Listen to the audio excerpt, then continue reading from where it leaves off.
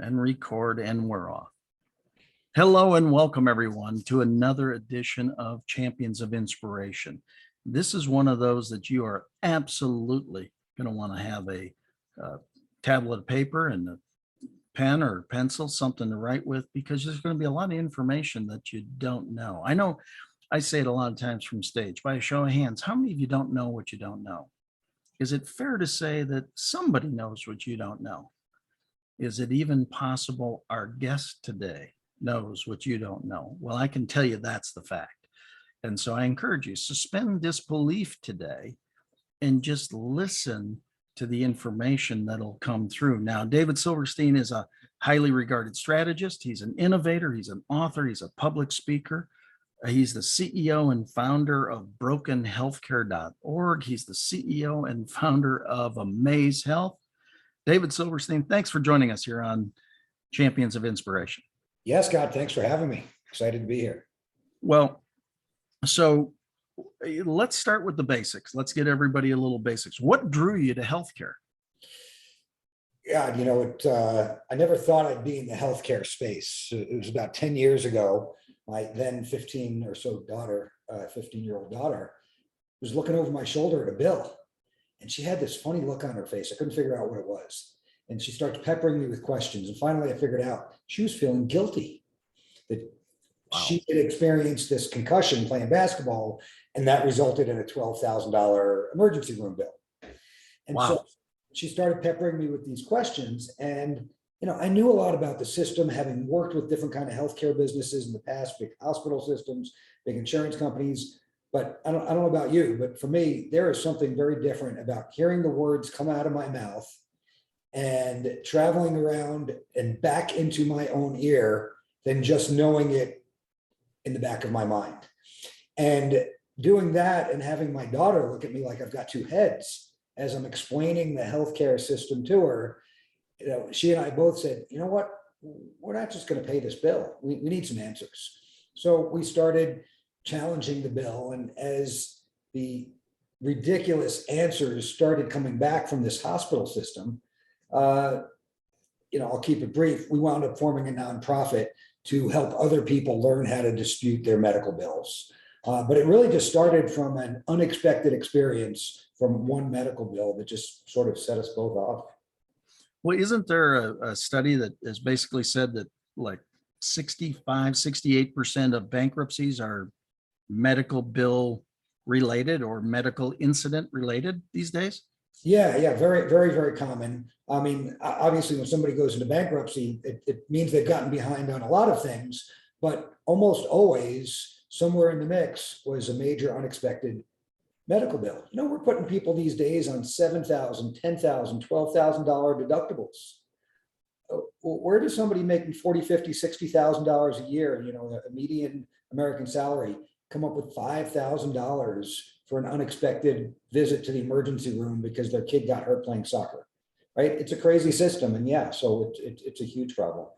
Well, I can understand you got a $12,000 bill from a concussion in a sport. As a 5-sport athlete growing up, man, I'm glad I did that years ago, because I don't think my parents would probably have disowned me. But anyway, so what did you do about it when this all happened? Well, the first thing we did was we just started questioning our own medical bills. And I got together with an attorney friend who kind of coached and helped us out. And we started getting a little bit more legally specific in our questions. And we ultimately figured out how to say to some large hospital systems, you know what, you haven't played fairly with us. You haven't been transparent in your pricing. You haven't charged us fairly. You're not getting paid. So we took a kind of a militant approach. We weren't trying to negotiate the bill. We said, if you didn't play fairly with us, you don't get to come back later and negotiate with us. We're not going to pay this. And we're going to do the things we need to do to protect ourselves so that you can't successfully sue us, so that you're not going to successfully damage our credit reports. And when we figured that out, we said, you know what, we're onto something here. Let's go form a nonprofit and we'll teach other people how to do the same thing. And maybe that will create enough of a stink to get the attention of some policymakers. And so eventually it wound up taking that and going down the public policy path.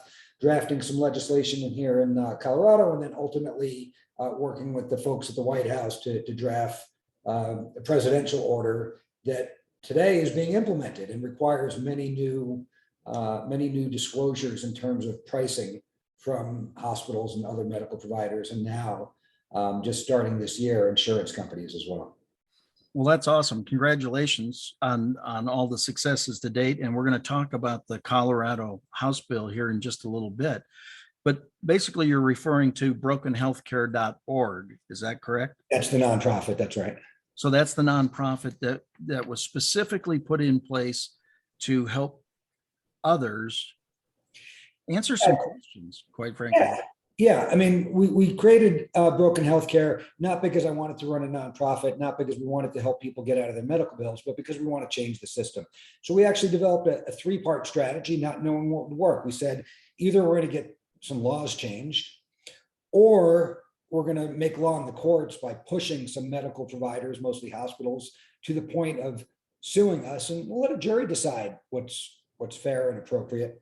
Or, you know what, we're going to get really aggressive and try to cripple the system by teaching so many people across the country to dispute their medical bills that it just becomes too painful and the hospitals have to change their practices.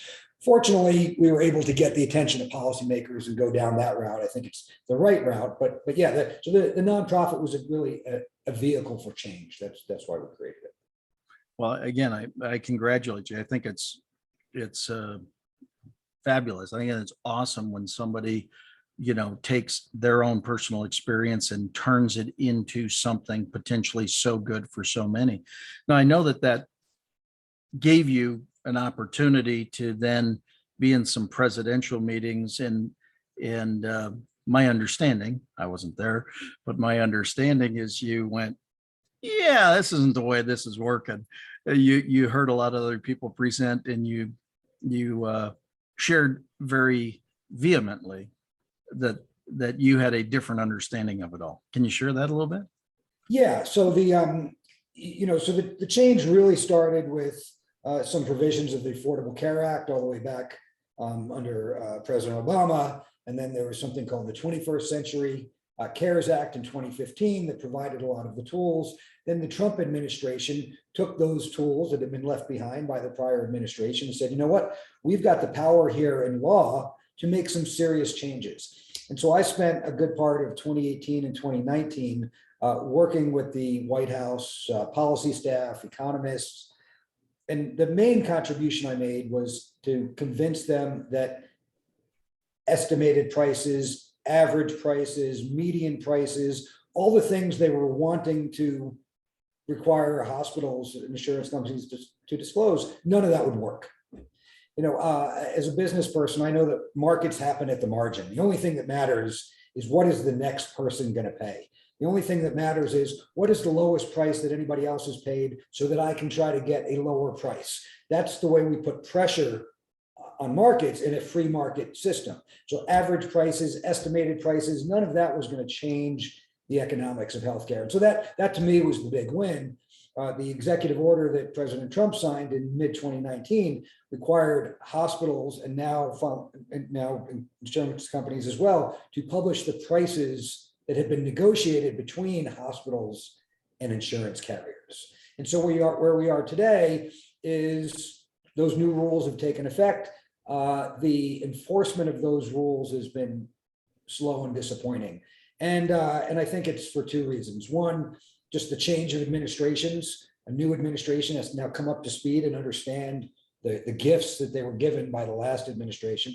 And then, of course, COVID has certainly consumed a lot of government resources when it comes to healthcare. And it's also given the hospitals and insurance companies something to whine about. Right? Yeah, exactly. We're too busy. We can't comply with this law right now. And it's all nonsense. It's actually very easy for them to do. They don't want us to have the information.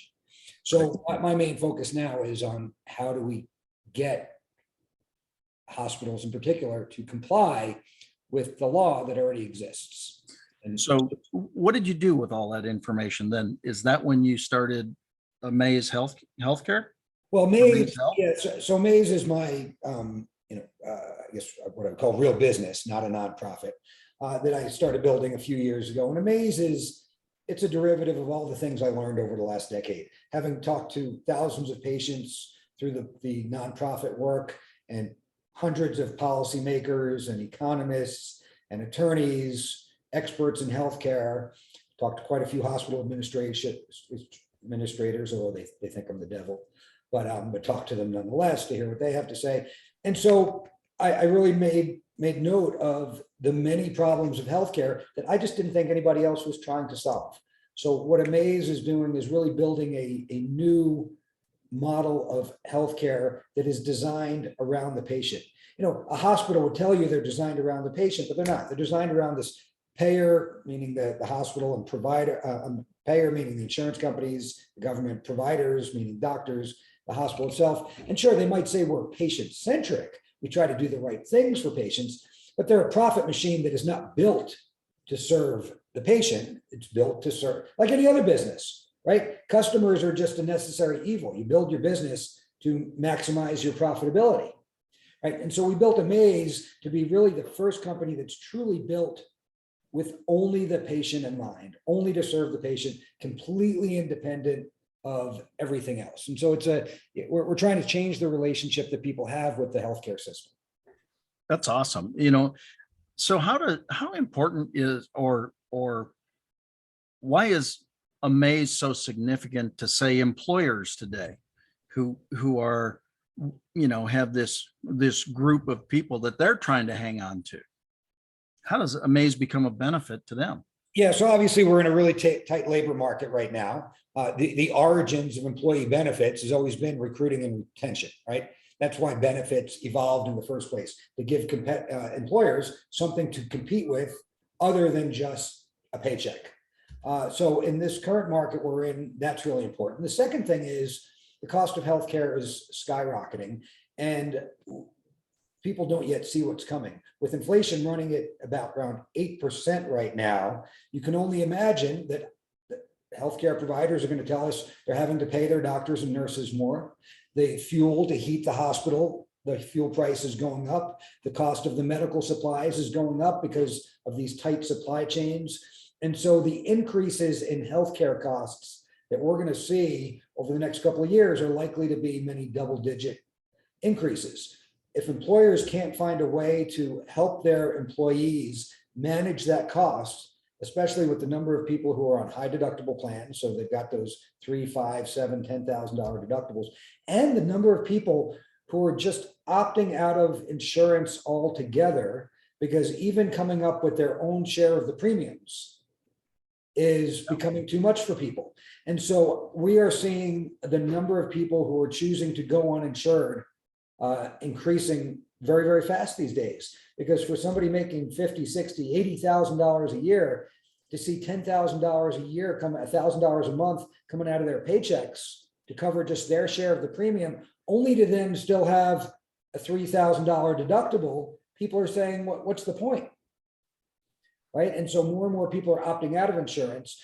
With Amaze, we help people navigate the system wherever they are. So we don't care if somebody's uninsured, if they're on one of the Christian health share plans, if they're on a fully insured plan with a high deductible, with a low deductible, doesn't matter.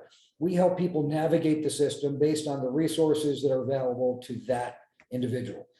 We've also combined medical care and non-medical care into the same model, right? That doesn't exist anywhere else. Sure, there's companies that'll give you a button in their app for somebody to help you find a medical provider and understand your benefits, and a different button so you can go talk to a doctor, but it's not one cohesive team. They're actually farming that out to two different companies. With Amaze, what we've done is we've created this really collaborative team of our own employees, all employed by us. We don't outsource to anybody, who are just all in on our patients. I got an email just this morning from a woman who said, I'm an insurance agent. I've had a problem for the last year that nobody's been able to solve for me. I'm on this really important medication. My doctor, the specialist who prescribed it, retired. Every other doctor I call says, well, we have to have a referral first. I don't have a primary care provider. So I've been able to get an appointment with a primary care provider that's about 3 months from now. Meanwhile, my last refill prescription runs out in a week. what do I do? She said, Wow. I only was given access to Amaze on Monday. I called on Tuesday, and in 30 minutes, here's what happened. I talked to a nurse practitioner who took my medical history and wrote me the refill prescription, ordered lab work for me, and had his staff well on that call with me, find me a specialist who would take me within a matter of days. And so what we've done is we've harmonized the medical and the non-medical support. If you called any other telemedicine service, they might have written that prescription under the guise, this is an emergency, the woman's prescription runs out, but that would have been the end of it. You would have had to make a separate appointment with a different company to get that lab work ordered. And then a completely different company or different service would be used to help you find the medical provider locally that you can go see, because you do need to be under the care of a specialist.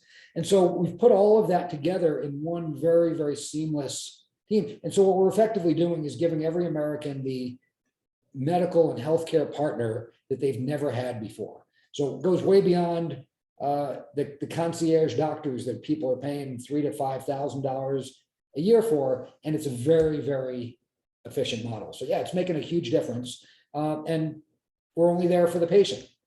That's it. Not for it. We don't make any money off the referrals. We don't make any money off the prescription. Nothing.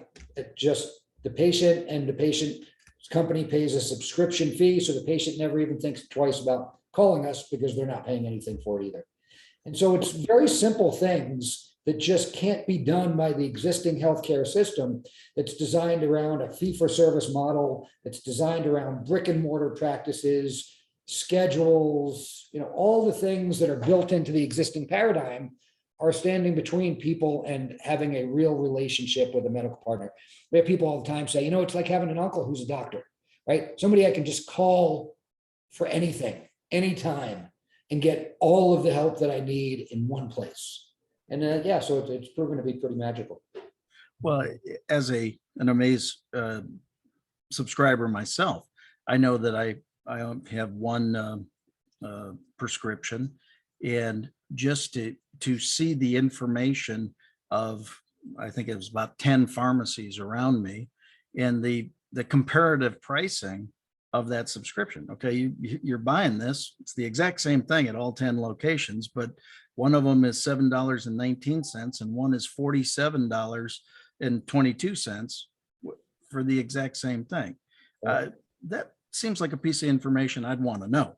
Yeah, and isn't it a crazy system? That wouldn't exist anywhere else. I mean, you could go to Walmart for a gallon of milk, and you can go to Whole Foods for a gallon of milk, right? The high, the low, maybe a Kroger in between, and it would all be within 10%. Yet in healthcare, what you just described is a 500% difference between the high cost and the low cost of what's probably a generic drug. It is. Right. It's right. It's absolutely crazy. It doesn't exist in any other market where you would see the kind of price disparities that you see in healthcare, where one person can go into a hospital and pay $1,000 for something, and for the exact same service at the exact same time in the exact same place, somebody else could be charged $25,000. Right. Wow. It'd be like going into a restaurant and you sit down at one table at an Outback Steakhouse, and you're given a menu with prices, and somebody that sits down at another table that doesn't have the Outback discount card doesn't get prices that are 5% more. They get prices that are 500% more. So your $12 hamburger, their menu says $60. That's the right. Isn't that crazy? Yeah. Well, that's what you don't know can hurt you. And quite frankly, what you don't know more than likely is hurting you right now. So sometimes, again, here on Champions of Inspiration, we like to share the untold or undertold story. Well, this is an untold story. This is one of those little secrets that the healthcare industry doesn't really want you to know. Well, I mean, yes and no. People know how crazy the system is. They Right. know they're getting robbed many times. What they don't know is that there are things they can do about it. Right. Yes, so, that's a great point there. There's a nugget. Americans know it's a terrible system, and they know they're overpaying many times, but they don't understand there's things they can do about it. So it actually leaves us with an incredibly helpless feeling. I mean, going into the healthcare system, going to a doctor's office when you have no idea what they're going to charge you, it is actually worse than the experience of buying a car, which most people hate because they hate the negotiation, right? They hate the game. That's why we use the metaphor of the sleazy used car salesman. Healthcare should not feel like we're dealing with sleazy used car salesmen. I mean, it's healthcare, right? It's crazy. So, but there are things people can do. Unfortunately, in this country, we don't grow up developing the life skills to manage our healthcare. We grow up and we learn all kinds of other life skills. We learn them from teaching moments with our parents. We learn them through observing our parents. We learn them in school. We learn them in church. But nobody taught us how to manage our healthcare. So you might have gone with your father to buy a new car when you were 15, and you listened to him, and he asked the dealer about rebates and kickbacks and manufacturer incentives and warranties, right? And so you sort of learn from watching.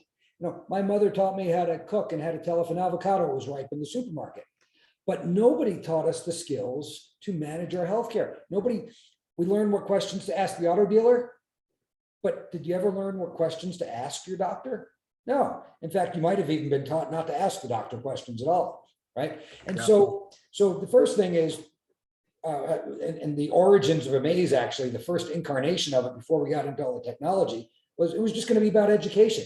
We said, we need to go out and teach people. So we started doing that in some companies, and we got such good feedback, teaching people not the boring stuff that they get in their company's annual open enrollment meeting, but teaching them things that really mattered, that people started asking, well, how are you going to support my employees after this training is done? And so that's when we started developing the medical team, the services, the technology, but it all started with education.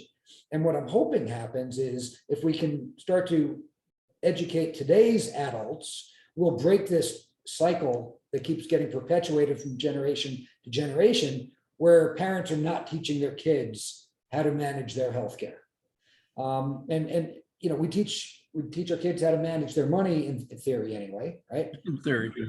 But they're probably going to spend more money on healthcare in their lives for many people these days, certainly more than they're going to spend on their cars, and in many cases more than they're going to spend on their mortgage. Yeah, I mean, I see another real tremendous advantage to what you're doing for the employers, especially. You're presenting a different way of thinking to their people in their behalf, which they then get credit for to hopefully retain more employees, right? Yeah, no, that's very true. You know, the employers have, in many cases, come to adopt this attitude, this perception that healthcare is too complicated. Our people are dumb. They don't understand it. They can't make good decisions. So we need to hire services that will make good decisions for them. That's why you have things like the pre-authorization process. Somebody has an MRI ordered by a doctor, and you have to have an insurance company decide, is it really necessary? Amaze is built from a perspective of respecting people, understanding that people can make good decisions. In fact, there's research that says the mother that lives in the projects, single mother, poor, high school education, lives in the projects, does just as good a job managing her children's health care as the mom who lives in the suburbs with the $1 million home and who has a PhD. The difference is not that better educated mother does a better job of managing her children's healthcare. The difference is she has access to a whole different set of resources than that poor mother does. But when you educate both of them, they both equally do a much better job of managing the healthcare of their children and their families. And so we have to have more respect for people, and we need to give them the opportunity. We call it empowerment, right? Patient empowerment. In fact, we call our app a patient empowerment platform.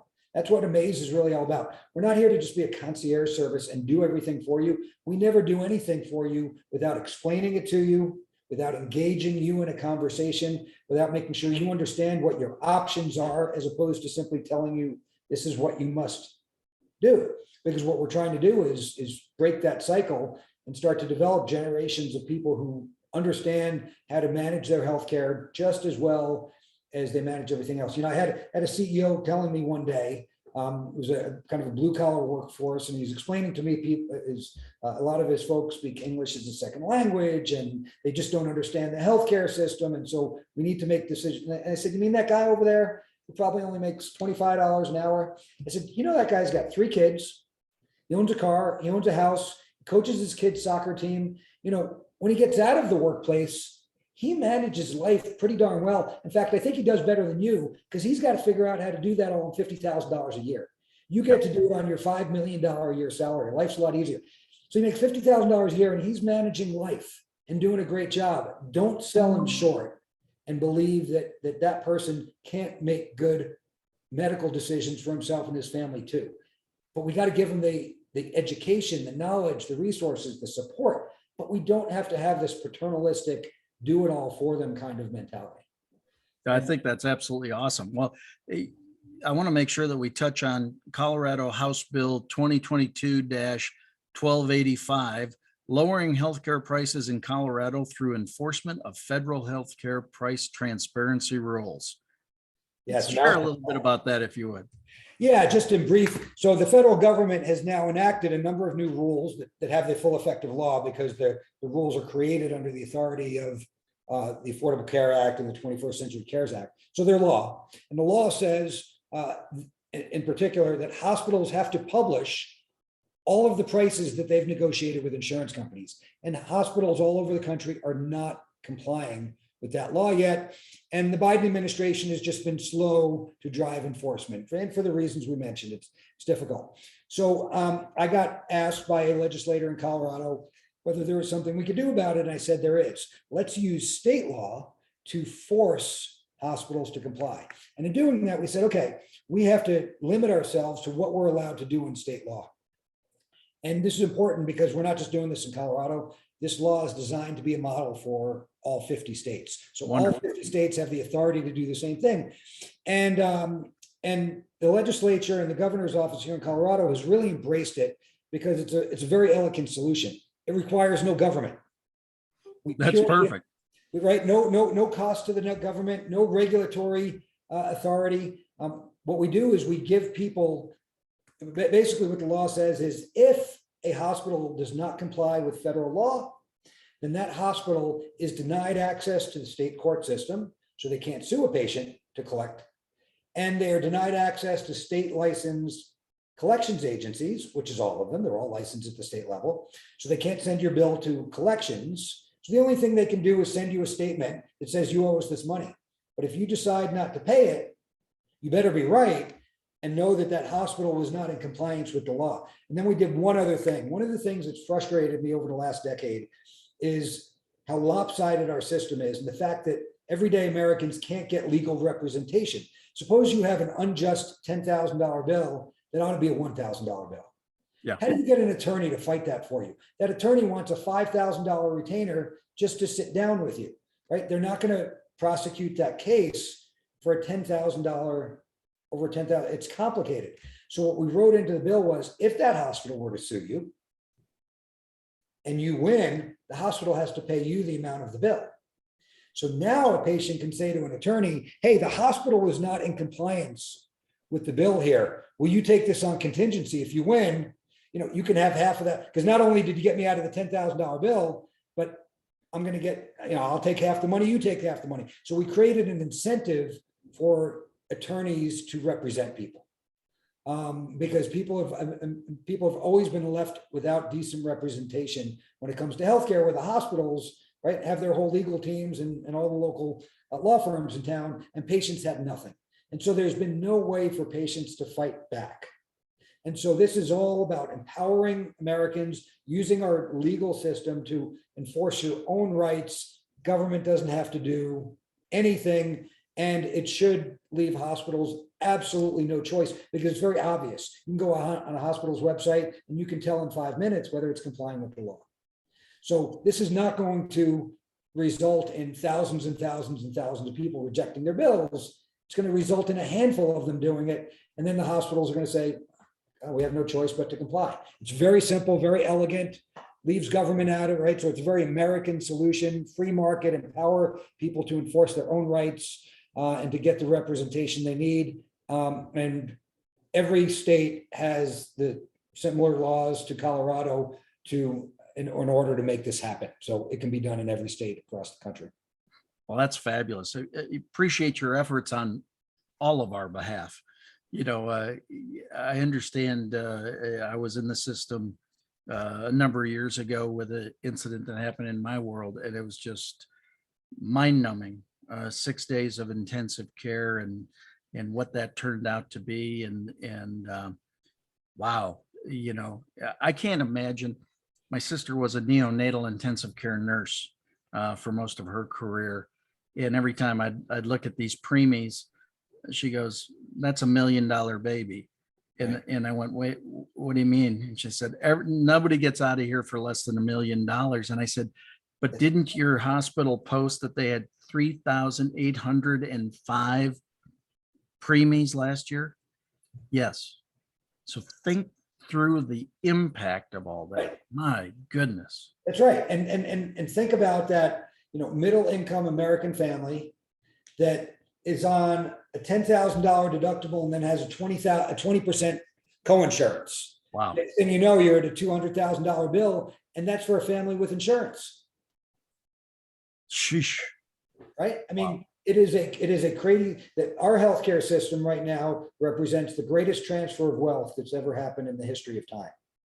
And we have to fix it. I actually said to the last administration, I think our healthcare system is the greatest threat this country faces. And we're seeing this play out right now. And somebody said to me on the president's staff, "David, how can you make a statement like that? Healthcare is more dangerous than Russia and China and Iran and North Korea." And I said, yeah, because the United States spends more money on defense and intelligence than all of our enemies combined. Look what's happening in Russia. You think Russia's a threat to us right now? Russia's getting crushed by Ukraine, right? We're seeing how much more powerful the United States is than any other country. In fact, we may see a very positive unintended consequence here, which is China just got a really strong message, right? They see what's happening, and they see how easily the Russians are getting destroyed. But the point is, the reason we can do all of that is because we have the greatest economy the world has ever known. Yeah, we can say we have the most powerful country the world has ever known, but we have the greatest economy the world has ever known. The only thing that threatens this country ever is something that threatens our economy. If we didn't have the economy we had, we wouldn't be able to send 20,000 missiles to Ukraine like it was nothing, right? It is our economy. And the greatest threat to our economy is our healthcare system just eating Americans alive. Wow. And so that's why I think there is nothing more important for us to fix than our healthcare system. So hard to believe we've run through our time already. How do people get a hold of Amaze Health and learn more about what we've been talking about here? Yeah, it's just amazehealth.com. Awesome. And what you'd really love is the employers to learn more about it, correct? That's right. That's right. I mean, our main focus now is going in through employers, because that allows us to go in and take care of 1,000 employees at a time, as opposed to one at a time. So we will make Amaze available to every American as we can, but right now we're building a company and we need to take people on in larger groups. Wonderful. David, thank you for joining us here today. Amazing information. We'll have to do this again. Yeah, I'd love to. Thanks for having me. Well, thank you.